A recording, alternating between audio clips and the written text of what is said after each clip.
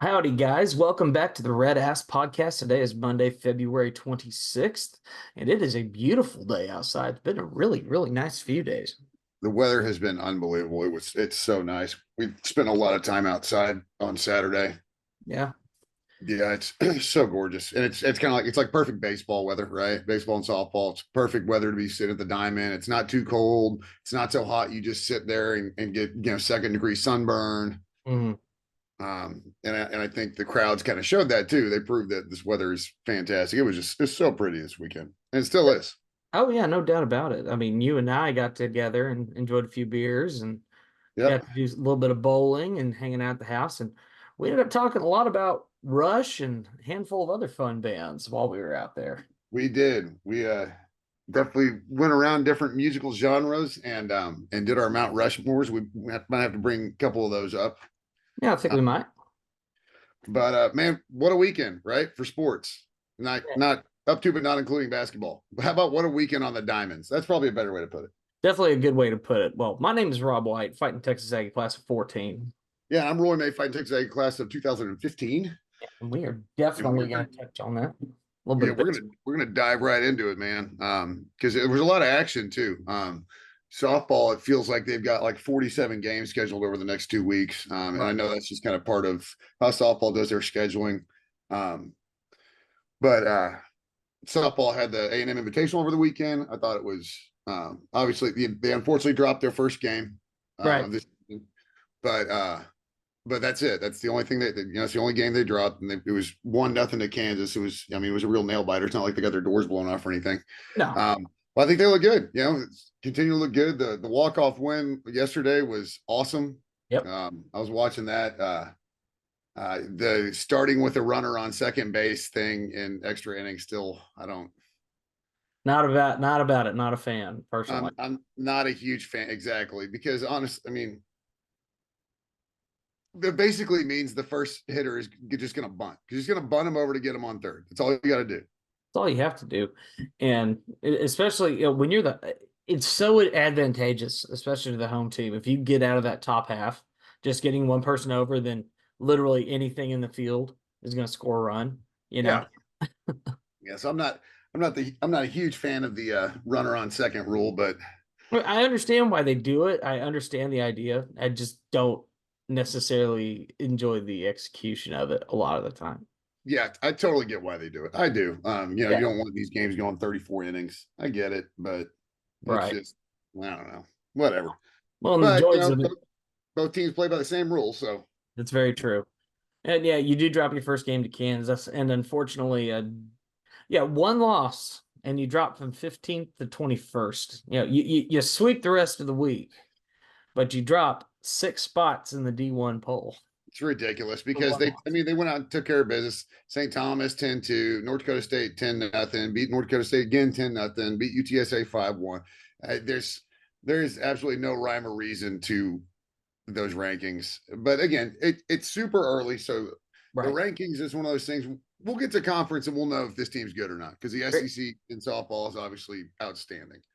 very true. And we all know that's definitely when the season picks up. So definitely excited to see what they do. I mean, you've got a local match with Sam Houston coming up here on Tuesday. And then they go on the road out to California, heading back out to California. Yeah, so that one's going to be interesting. You got Michigan. See, what is it? Who will Long they have? Beach State. Yeah, Michigan, Weber Long State. Beach State. Um, then Weber, Cal State Fullerton, DePaul. I mean, Yep. that's a big tournament. Just in the sense of like the number of teams. Hmm. Uh, so I'll be looking forward to seeing how they do again. I thought they looked a little tired in some of their games. The trip out to the West, they're going to take another trip out West. It's a grind. It's not just not just the travel, but it's the travel plus the number of games they play. It's tough on them. I get it, but that kind of stuff pays off later in the season when you just fall, you finally fall into the regular schedule of midweek weekend, Hmm. and you're just traveling to towns. You got one team, you're just playing series. But I'm excited. They look good. They look really good. They definitely look good. And you and I got to catch a good chunk of that St. Thomas game on Friday. Yeah.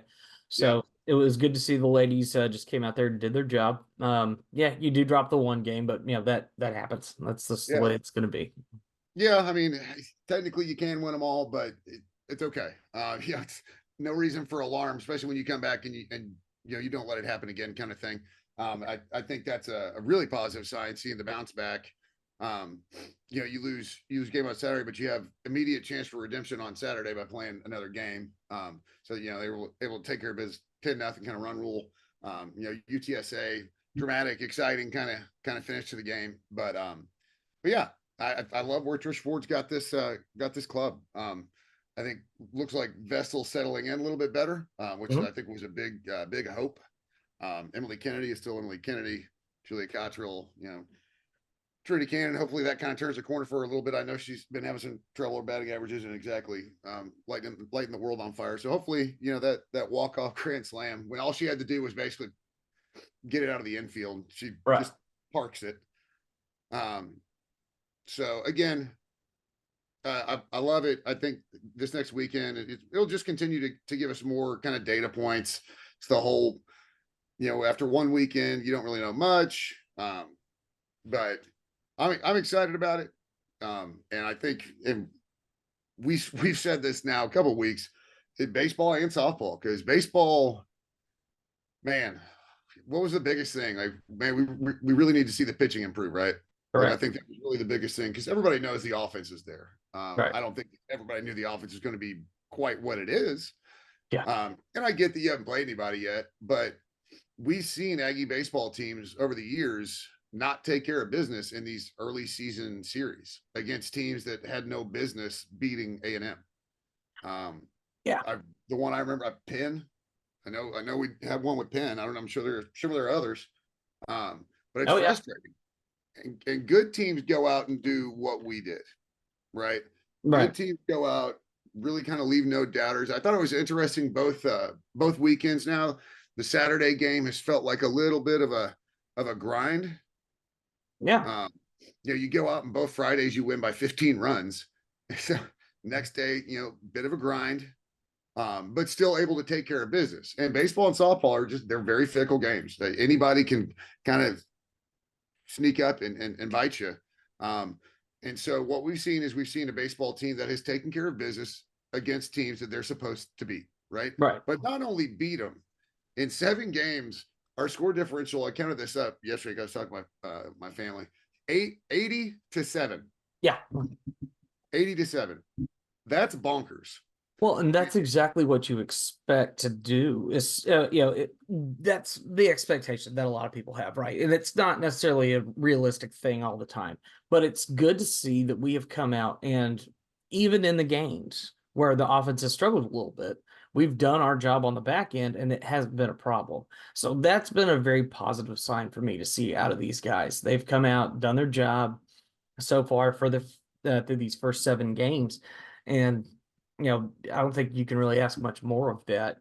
Do what you're supposed to do, win these games. The 2 Saturdays, I think they're interesting just because they're both very similar in the sense, like, it took a while to get going, but you see, a lot of teams, when you're not getting on base, you're not hitting the ball, especially when you're barreling it up too, because these outs are loud outs that these guys are getting.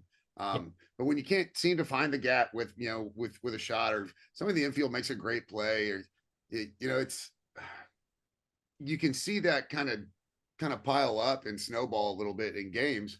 But what I loved from what I saw both Saturdays is these guys stayed locked in, Mhm. and all the work and staying locked in and just keeping on the grind. Eventually you're going to break through with this offense. This offense is unreal. Yeah. And I don't think anybody expected us to be at an 80-7 score differential.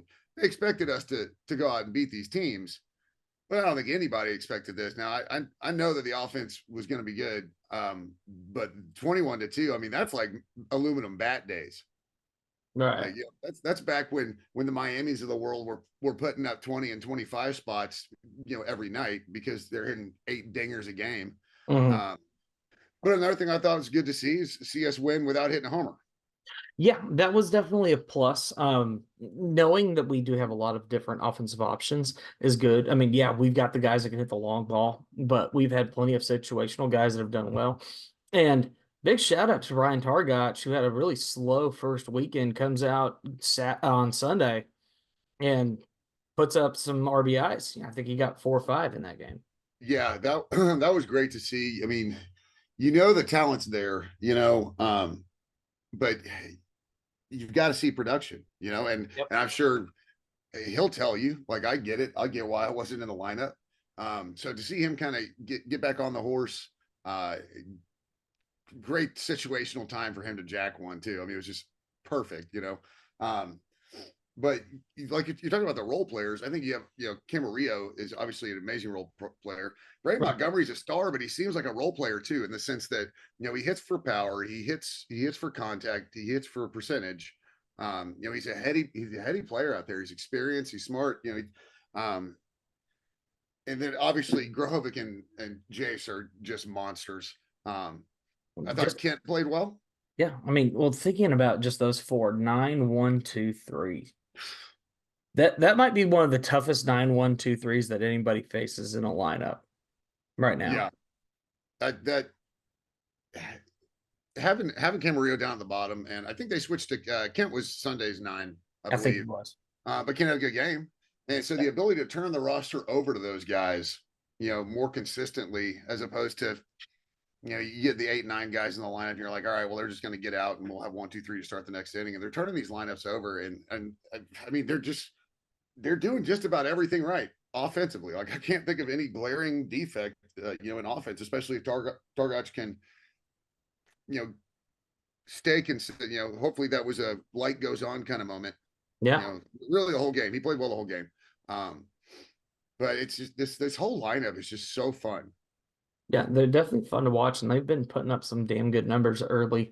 So, I mean, definitely a lot of positives to take away from that. In fact, I need to go in on. The fielding's good, but the pitching has been Ryan Prager's been unbelievable. Yeah, And another thing that I was really happy about this weekend, we got to see a lot more pitchers run out there, and it wasn't because we were getting batted around. no, I think Schloss really had I need to get these guys in some actual games. yeah, uh, Pitching bullpens and scrimmages only get you so far.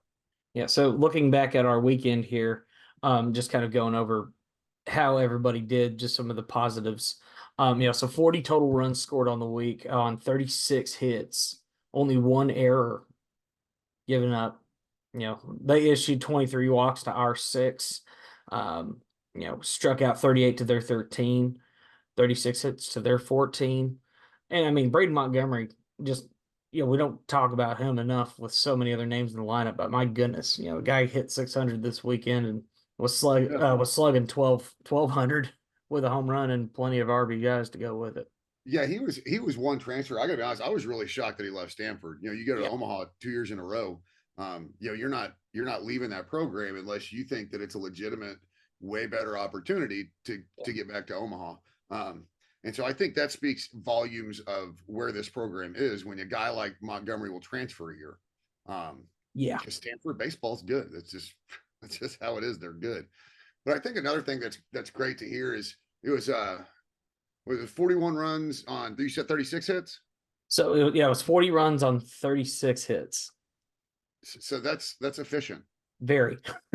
That's that means that you're getting on base without hitting the ball. I said this weekend watching it. The plate approaches literally for 1 through 9 look so much more disciplined.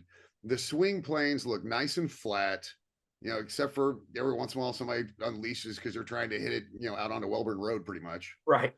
But just the whole approach of the plate looks so much better. The approach on the mound is so, after 1 weekend, you're like, hey, man, maybe this is it, but we don't know because we've only played 3 games. Now we Right. have 7 games that we can look at. This filling up the zone stuff is fantastic. I thought Cortez was really, really good on Tuesday night.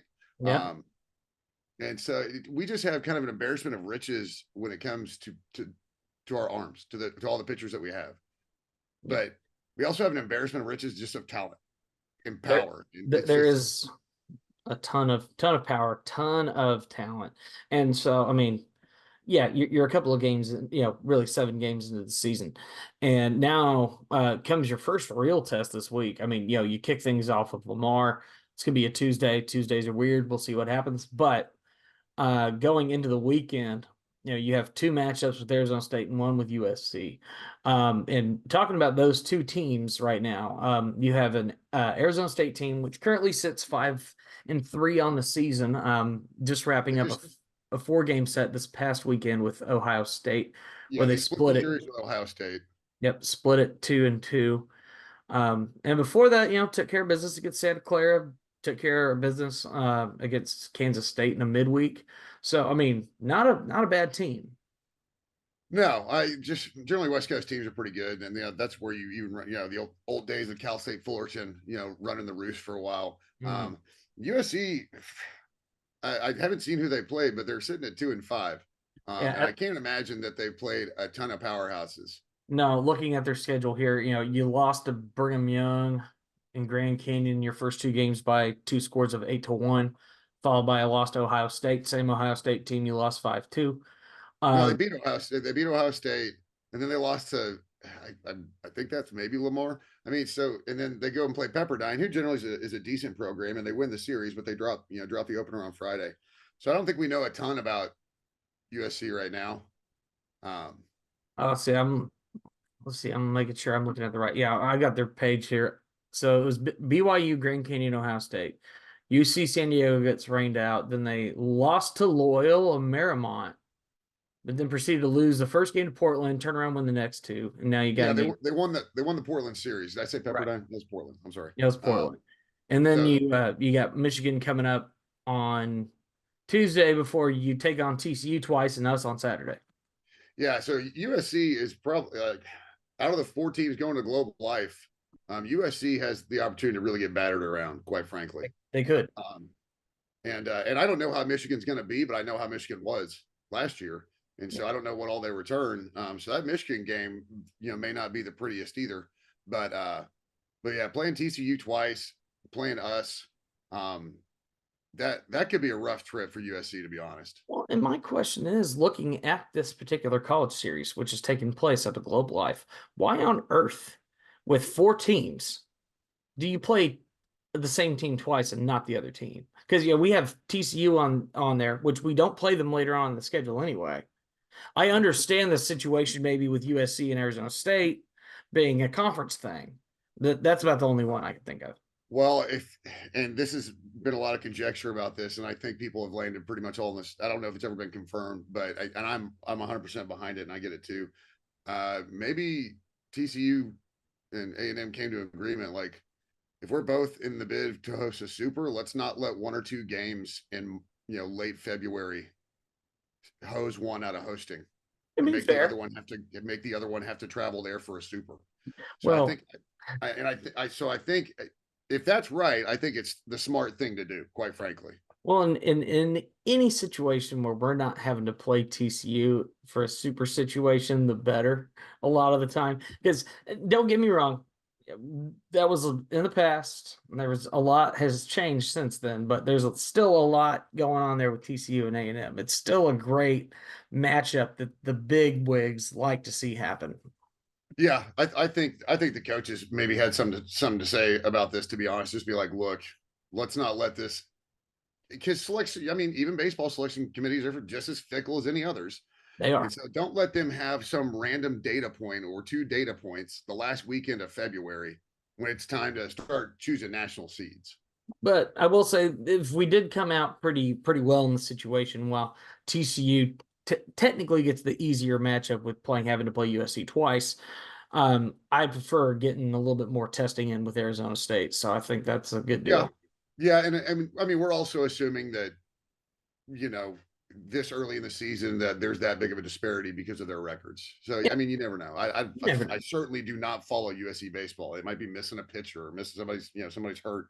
So um, but yeah, I mean, I'd prefer to play Arizona State twice and USC once, absolutely. Yeah, So only for us to turn around and take on Texas next Tuesday, but we will touch on that when we get closer. yeah, we'll talk about the Sips game on next Monday. But yeah, this is a big weekend because you're going to play somebody that's in a major conference, quite frankly.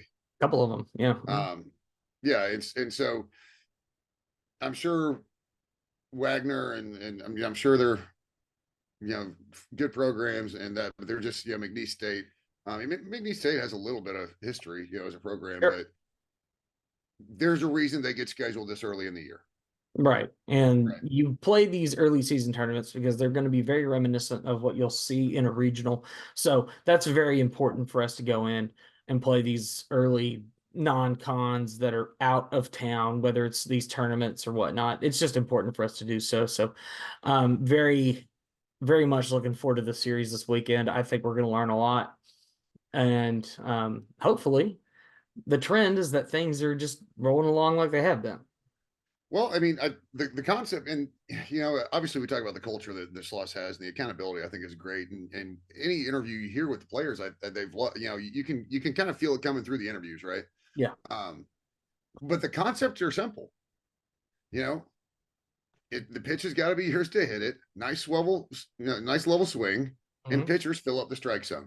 Man, that's kind of it. And they're executing it at an incredibly high level right now. So, and again, this is when I think it's more enjoyable because we get to see them do it against some Division One teams. Mhm. Then you've got the SIPs, you got another kind of paycheck series with Rhode Island, and then it starts. In 18 days, 19 days. I mean, we're in Gainesville. Mhm. And I mean, what a way to start off your conference slate. And we'll obviously get to that, as we get a little bit closer, just because anything can happen between now and then, both with us and Florida. So you Right. never know. But Well, and speaking to Florida, they definitely have turned it back around. Now they've actually had a chance to play their schedule, yeah, but yeah. Well, they've looked significantly better over the last several games. yeah. No, Florida's a great program, but I mean, you can say that about 80% of the SEC, give or take. Right. Um, so I think there's just plenty of excitement around both programs right now. And we had a week where they continued that momentum. Right. So, the more data points you get, obviously, the more you're going to know about teams, but I think the more excited you can get. I think Lavalette, Montgomery, possibly Grahovic. I think they all have shots at being, first team, first team conference, all Americans, no problem. Yeah. I mean, they've looked good Abe so Schott's probably far. another one. Ryan Prager's probably another one. Yeah. Aschenbach, probably another one. Yeah. So And that's when you start to field a roster where the majority end up on the all conference teams and get all American nods. I think that's when the expectations are high too, though. Like this isn't just hope. Like Schloss has set the bar. This is it's not we need to win this many games, but he set a bar of excellence, and I think that while it's exciting and it's a ton of fun, I think our expectations also have to be higher too. You don't manage your expectations when you got a roster like this. no, and you shouldn't have to manage them at this point because we know who this team is. We know what we're supposed to be. We are a top level SEC school that at this point has the talent to prove it. So go out there, do your job, win the games. And yeah, you're not going to take every series. We're not going to take every game in those series, but be over 500 in conference play. And you're going to be a tournament team. You do much better than that. If you're winning 2 out of 3 every single game, conference slate, you're hosting a regional. Oh, easy. And I think the expectation as fans, nobody in the program is going to say anything specific, but I think the expectation is that we host regionals more often than not. We should. I think And we should regularly host regionals. yeah. Doesn't have to, maybe not absolutely every year, but the expectation is regionals, and the expectation is somewhat frequently supers. Well, and yeah, I look at A&M and I think, this is a team that every 3 or 4 out of 5, you got to be hosting a regional. Every 2 out of 3, you need to be hosting a super. Just keep it consistent and understanding that this is the direction the program needs to head. And my goodness, looking at the rest of our looking at everybody just coming up this year across the board. I mean, obviously LSU's looked good. Yeah, they dropped a game to Stony Brook, who's been a very tight opponent with them. But Arkansas pitching looked outstanding this weekend. You go to toe with teams like Oregon State and Oklahoma State and do your job. And that's always impressive. So, I mean, across the board, the top level of the SEC is going to be very tough.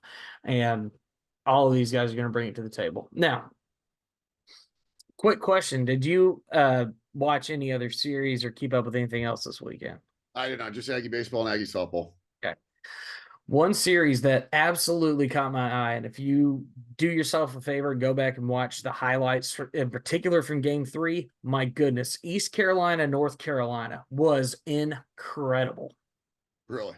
So they played 3 games at 3 separate locations. So they played the first game at North Carolina for the home game. Saturday, I'm trying to remember where the heck they played it, but I probably Raleigh or well, probably not Raleigh, but like Charlotte or somewhere like that, just a neutral Yeah. site. But then they played the third game at Greensboro in home game for East Carolina, and that game came down to a walk off at the end. I mean, incredible plays back and forth, high scoring, just very entertaining. And I couldn't be happier for that program over at East Carolina because that stadium had over 6,000 people there, and that place does not hold 6,000 people. Yeah. So they had the biggest crowd they've ever had, and they went out there and put it on a show for their fans, and that was awesome to see. It's good to see the growth of college baseball continuing with programs like East Carolina and whatnot. Yeah. Well, I think just the growth of the sport in general. Yeah. You know, as we've kind of gotten to this ultra streaming age of sports and television, all that stuff. You know, the ability for any fan to go flip on their team, Mhm. you know, in college baseball, that's and 20 years ago, that would have just sounded like insanity. Oh, that's interesting. So where they ended up playing was at Segra Park, which is in Columbia, South Carolina. It is minor league park. So they went Okay. to a true neutral site in South Carolina and then came back into North Carolina to finish out the series. So that's rather interesting, but hey, worked out for them. Yeah, it's been so good to see the growth of the sport, and because it's a sport that we both love, and I mean, I love college baseball. It's been so much fun to see all this growth, so makes me happy. Well, and another thing, I feel like I've heard people say they really don't like it, but you know, for years, softball's always had these invitationals and tourneys, and that's really the majority of their non-conference slate. You know, Right. they're not bringing in paycheck schools. They're going to these invitationals. They're traveling. And to see baseball really starting to integrate that, you know, the stuff like a Globe Life and the stuff, down to the or not the dome, down Mhm. Minute Maid, down the juice box, and seeing it kind of around the country. You know, more of these baseball invitationals. I think it's great for the sport. I I really agree. do. Yeah. So I love it. So I enjoy seeing those. And it's one of those where you don't have to wait to conference to see yourself play a name opponent and actually kind of figure out where your team is. You know, how are they playing? How do they look against somebody that's not, you know, Wagner? You know, Right. And yeah, that goes back to what we were saying. It's good to get those tournaments in. So I'm glad we're starting to see more of that. And it's good to see that there's a lot of local interest in those places. So like Frisco, Round Rock, even Jacksonville's got a tournament now. They've been doing one down at the Sugarland Skeeters, kind of a smaller teams, like they'll do like mm-hmm. a bunch of mid-majors there. But I love that.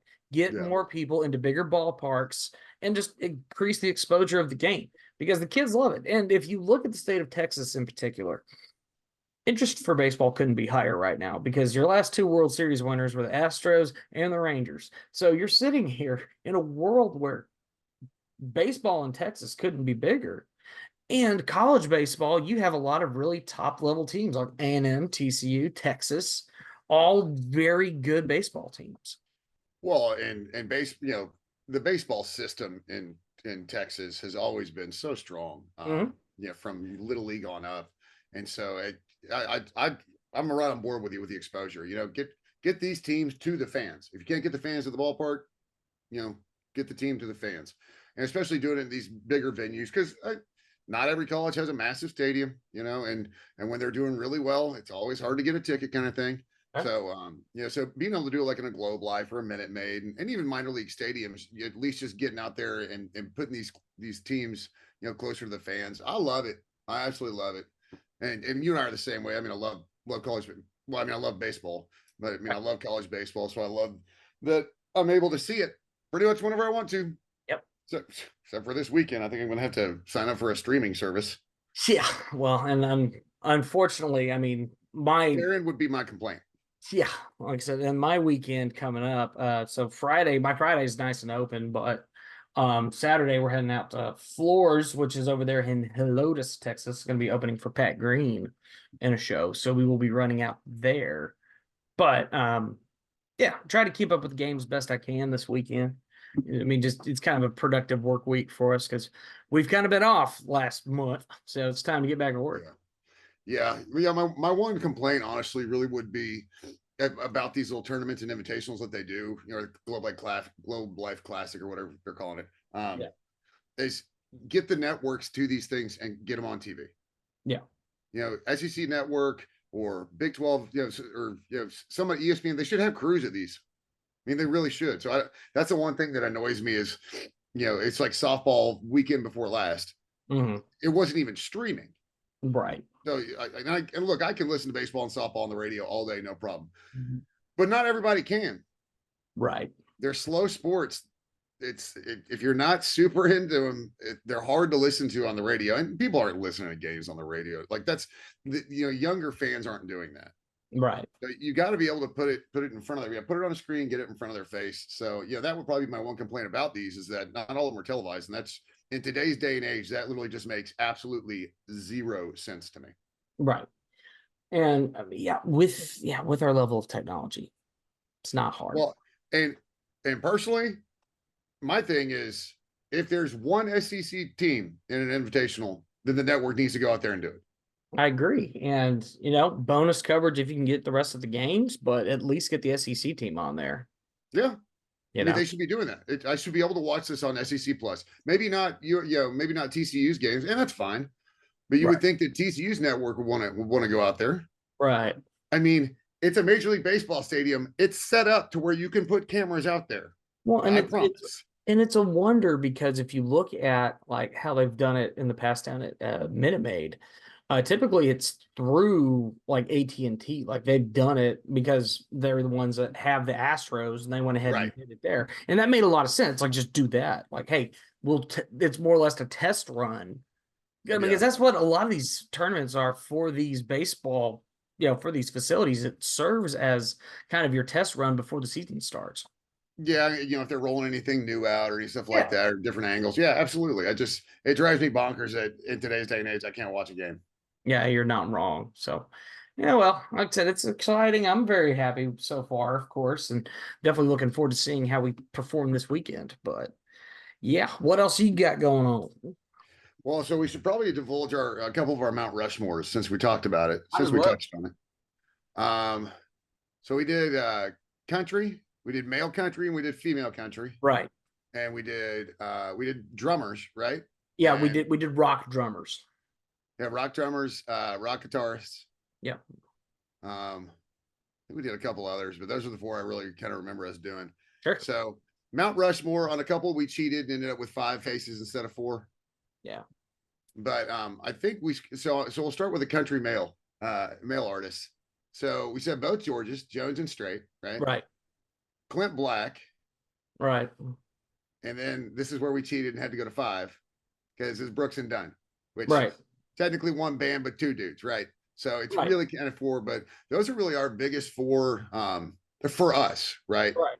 And we spent a good long time debating why others weren't on there, and kind of going back and forth. And so my curiosity would be, when we're done with these, make a comment down below and let us know what your 4 are. And don't have to do all of them, but Yeah.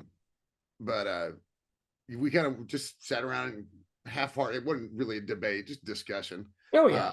So that was our male country artist, female country artist. It was Patsy Reba. Cline, Dolly, Right. um, Reba. Reba, and Shania, right? I think those were the 4 that we did. Yeah, we did Patsy Cline, Dolly, Reba, and Shania. And if for no other reason, I mean, the cultural impact and the landscape, especially getting into the 90s for like artists like Shania, definitely helped grow. But obviously, the pioneering of Patsy as well as Dolly was so integral. Well, yeah, and that was a big thing too. We weren't just talking their catalogs. We're talking about the impact that they had on the industry, kind of thing. Right. Well, I mean, then that's more or less how you have to look at a Mount Rushmore, right? You look at what was the major impact of Yeah. each of the major people. All right, you're going to have George Washington on there, Right. obviously, right? That's the founder of this freaking country. That's our father. That Yeah, and is our that's where like George Jones and Patsy Cline, they're really kind of the George Washington because it's really kind of that beginning era of putting things right. on the map. And And we talked about Hank Sr. and a few others to kind of float in there, of course, but yeah, yeah, Hank Senior was kind of hard to leave out, but we're also really like we really love 90s country, so it's hard sometimes to get outside of that bubble. right. And I George think and one other George, alternate we have for the women, I know we talked about the Dixie Chicks just because the impact that they really made, like really right, turning the corner into unfortunately more of a pop country stuff, which right. we're not a fan of. But like it or not, it's part of the industry, and it was a huge part of the industry, and kind of a change in momentum of really I thought kind of country music to an extent. And of course, as a personal honorable mention, of course, I said Jody Messina just because I'm a big Yes, fan of everything she did. So yeah, we're both big time Jody fangirls. yeah, oh yeah, big fans. So but then drummers, we had a fun discussion about drummers. And this one's always hard because a lot of people don't know drummers, right? Right. So we obviously had Neil Peart. Yeah, He's the Neil drummer Peart from for Rush. Rush. We'll see. We had John Bonham, right? John Bonham. Yeah. John Bonham. Uh, did we get through the drummers? I think we did. I'm trying to remember who else No, we Dave Grohl. Dave Grohl 100% was in there. And then I said Joey Jordison, the late Joey Jordison of Slipknot, Right. and that's another thing where man, you may think Slipknot really is actually the devil, but we're just talking from a sheer talent level. His ability in a drum cage was just it was top. It's unreal. Right. And I once again had another alternate honorable mention to throw in there, and that's Danny Carey from Tool. So anybody Oh, who that's right. Yeah, yeah. and anybody who knows Tool understands that dude is the king of polyrhythm. That guy rocks and rolls. He knows how to make it work. But yeah, between obviously Neil Yeah, Peart and I Joey. think you and I, that was the last slot. Like I said, Joey, and you said, yeah. So that's kind of that's Yeah. kind of the toss up. And they're But they're both both unreal. yeah, And we they're got to both talking about it, and I think this was mostly just for the drummers and then also the guitarists. Um, well, really, it was really the drummers. oh yeah. You understand how good they are when you understand how few people are able to cover them, Oh like yeah. to cover their songs. Yeah. And And they do half-hearted covers, and I get that, but you can tell that the drumming is just not there. no, but it's so inspiring, when you hear guys like that. I mean, let's face it, Nirvana launched an entire generation of garage rock. Yeah. Guys like Dave Grohl with, the opening intro, the first song that he recorded on with Nirvana that gets released, it smells like Teen Spirit. The first thing you hear is Yeah. and you go into it. That drum fill to kick off that song was so influential to people. And like nobody even knows. Like it's a psychological thing. Well, and we tried to do rock bands, but we were incapable of staying within a like a genre or kind of time frame. Like Right. it was almost impossible. I think we tried to do 90s rock bands, Well, and there's so many subgenres. That's well, yeah, we talked 80s, but we talked hair metal. we did Well, talk hair bands. yeah, we Yeah, it did was talk hair what, bands. Van Halen, Right. Def Leppard, Yes. Poison, Motley Crue. and Motley Crue. Yeah, Right. those were our four hair bands, like Mount Rushmore hair bands. And we threw in some others like White Snake and a few other guys that Twisted Sister to an extent. Yeah, but they were a little bit earlier too. They established themselves a little bit before Right. and we were talking more like the glam hair bands. Right. You Dr. know, Feel Good. yeah, I thought Twisted Sister was always just had a little bit kind of harder tone to it. Right. Yeah, they weren't, like Nelson. So, No, they were very much like punk. Like they were like punk rock, but they were like yeah, early punk. yeah. That's a good way to do it. So then But the last one was guitarist. yeah, And guitarist. this one you don't really have to care about a genre because you pretty much know that it's going to be rock, right? Oh yeah. So obviously, so mine were Clapton, Stevie Ray Vaughan, Jimi Hendrix, and then who was the fourth? That is I'm trying to remember who the fourth I think was. we had a hard time coming up with a fourth that were as impactful as those three. BB King. BB King was the other one that you threw in That's there. what it was. Yeah, BB King. So and it's and again, it's not just their talent and the sound they make, it's just the impact that they had on music. Clapton's career spanning the way it did is just unbelievable. And obviously his guitar playing is great. Um, Stevie Ray Vaughan really took what BB King did in kind of developing the true good blues, the beautiful Yeah. blues, and gave it a Texas rock infusion. And Right. what Stevie Ray Vaughan could do on a guitar is stupid. It is. Yeah, it's ridiculous. And I mean, obviously, Jimi Hendrix. I mean, you want to talk about changing the industry and really like just his impact on music and rock in that era, and kind of the Woodstock era and yeah, the sounds that he was really bringing the sounds out of guitar that not a lot of people had done before. yeah. And then BB King, obviously, that's kind of a no brainer. Well, the other name that we threw in there now that I remember it was Prince. Oh yeah. No, we had 5 on this one. This was one of our Yes. cheats too. This was Yeah, Prince. Prince. Yeah, Yep. because Prince can do anything with a guitar. That's right. And that's more or less like when I look at Jimi Hendrix is kind of the George Washington. He was the pioneer in terms of like what you can do with a guitar because he Yeah. was able to apply it. And yeah, while what he did wasn't like overly complicated or crazy, it was the first taste for people Mm. of like that, adding fuzz, adding distortion, adding these other effects that were not really used with guitar before. I mean, yeah, to an extent before Jimmy, but Jimmy took it to the next level. Yeah, Jimmy just leaned into it, and yeah, I mean, it had obviously been used before, kind of sparingly here and there, Right. but I mean, Jimmy's whole catalog basically is that, and it's so good, it's just so Yeah. good. So those So were our kind of Mount Rushmores that we were coming up because that's generally yeah, what you do on a Friday afternoon when you're on the back porch drinking a beer is just talk about completely pointless things. but the fun things and the things that we enjoy. And I'm sure we will have Yes, plenty of other ones in the future at some point. But yes. So y'all, if you'd like, comment below and tell us where we were right, where we were wrong. If there's another genre or some other genres that you'd like us to do, because we're both real music heads. Mhm. So we love sitting around, and that's the fun stuff to sit around and just kind of ponder on and kick around. And if you want to really cut it down and be like, specifically, what's your 90s one? Who's your 2000s one for country? Or better yet, like, is there like a modern rock band that you like over others? Or just a 90s rock or a grunge band or something? We're about it. Give us something. Yeah, yeah, we can break it down pretty far back. Oh, yeah. Enjoy some music. So obviously Well, don't hate music on this podcast. yeah, yeah. There's just about I will literally listen to just about anything. Just So, about everything.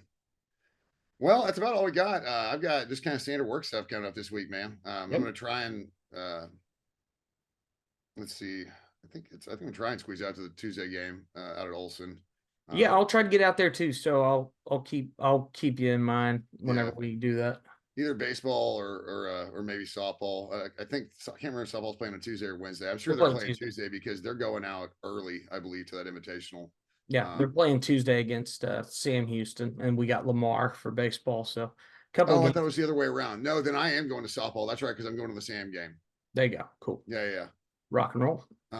So yeah, but other than that, just work, man. It's Monday, and I'm gonna button down collared shirt. That tells you how it's going, man. I'm busy. Yeah, that's fair. I had a wedding yesterday. Our drummer got married, so Chase is on his way to Puerto Rico. So go down there Nice. and have a grand time, my friend. But Got he's got married partying. in South Oklahoma. Yeah, basically Crossroads. We were all the way up in Denton for this wedding. But yeah, they got that done. It was great. It was a great ceremony. We enjoyed getting to see a bunch of our musician friends around town. That was fun. Yeah. But yeah, this week, as I mentioned before, we will be out at Floor's Country Store opening for Pat Green over there in the San Antonio area. If you're nearby, please come and party with us. Also, Marlboro's at Midnight has released. It's out into the world. Please go listen to it on Spotify, iTunes, wherever you listen. And also, if you please do me a favor, I will post a link to it whenever we post this out on Twitter here in a little bit. But be sure to go check out our music video as well, because we put a lot of work into this music video. We're very proud with the way it turned out, and we're really excited for y'all to see it. Yeah. Make sure when you go check it out, you hit like. Yes, hit like, give it a comment because that helps the algorithm pick it up. It's just All in the metrics. it's the little things, right? And if you like what we do here, like and comment and post on YouTube as well if you're watching on YouTube. Yeah. Yeah, and when is Comancheria coming out? We don't know yet. Oh, you're it's still a killing me. ways. I don't even have a mix back from the studio yet, so it's You're like killing me. I know it's that is such an exciting song. I cannot wait for y'all to hear it. It is very I got a tiny much little snippet, and I'll just say it's fantastic. it's a cool song that we're very excited for everybody to hear, just because it's very different Yeah, from everybody else. it's It's so different. really good, really So good. I'm excited for y'all to hear that song, as well as that whole record, because we're gonna have that going. But also, Ribs Real Estate Ramblings. Yep. You should Yeah, we've go. had some technical issues last week. Unfortunately, didn't get anything put out. I don't think it's just me. I've been having internet issues for like the last 2 weeks. I don't know what's going on. Like trying to watch sports, and because everything so far has been on streaming, and Right. I can't watch a whole game. So it's been driving me batty. So hopefully I've got that fixed. So I'm back amongst the tech world without any glitches or anything like that. But yeah, that'll be coming back out on Friday, and then I've got um, I've got a semi-animated series that I'm working on. Yes. Um, yeah, I don't have a name for it yet, but it's gonna be moderately self-deprecating. I'm gonna have a lot of fun with it. I've got an artist working with me to try and because I can draw, but I can't draw at the level that she can. She's an unbelievable artist. Awesome. So, but gonna have a lot of fun with it and poke fun at myself and my job, and my industry, and that'll probably be something I roll out. I mean, it'll be weekly.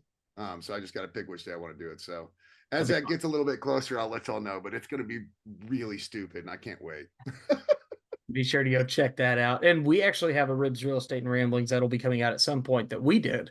And yeah, the two Yes, of us. So we'll be sure to post that as well and let y'all check it out. yeah. If you do that one, you only have to deal with us talking for 30 minutes. Yeah.